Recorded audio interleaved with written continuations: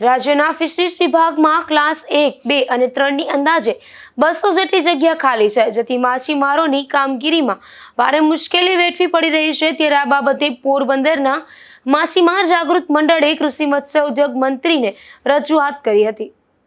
પોરબંદરના માછીમાર જાગૃત મંડળ દ્વારા કૃષિ મત્સ્ય ઉદ્યોગ મંત્રી જીતુભાઈ વાઘાણીને પત્ર લખી રજૂઆત કરવામાં આવી છે કે માછીમારની સિઝનને 4 થી 5 મહિના બાકી હોય ત્યારે હાલમાં સમગ્ર રાજ્યની ફિશરીઝ વિભાગમાં ક્લાસ 1, 2 અને 3ની અંદાજે 200 જેટલી જગ્યા ખાલી છે। તે ઉપરાંત પીએમ મત્સ્ય ઉદ્યોગ સંપદા યોજના જે છેલ્લા 5 વર્ષથી ચાલતી હતી તેમાં ફરજ બજાવતા 41 સાગર મિત્રોને છૂટા કરી દેતા માછીમારના વિકાસ અને સમસ્યામાં વધારો થયો છે। ત્યારે છૂટા કરેલ 241ને ફરી નિમણૂક કરવામાં નહીં આવે તો સ્ટાફના અભાવે માછીમારોની સમસ્યાનું નિરાકરણ કરવા વધુ સમય લાગશે, જેથી માછીમારોની સમસ્યામાં વધારો થશે।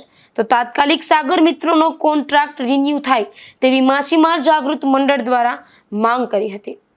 હાલમાં જ મેં કૃષિ મંત્રી શ્રી જીતુ વાઘાણીને પત્ર લખેલો છે।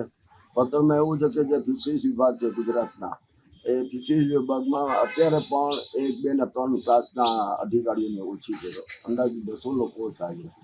પરંતુ અત્યારે જે પ્રાઇમ મિનિસ્ટર મત્સ્ય સંપદા યોજના હેઠળ જે કોન્ટ્રાક્ટ બેઝ ઉપર સાગર મિત્રના લોકોને યુવાનોને લેતા, એ લોકોને પણ ઓચિતાના 28 માર્ચ પછી બંધ કરી દીધા।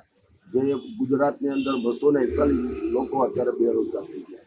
તો એના માટે યોજના ચાલુ થઈ છે, છેલ્લા 5 વર્ષથી યોજના ચાલુ કરી છે, જેનાથી માછીમારોને જે સમસ્યાઓ છે હલ થાય।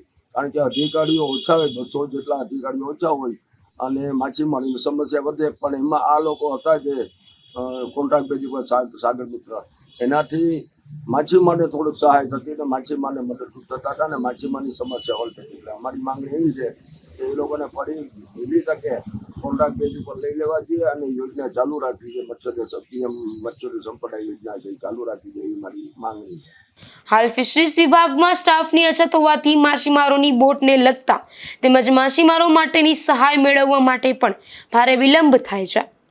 નિપુલ પોપટ સાથે અશોક થાનકી, ગુજરાત ન્યૂઝ, પોરબંદર।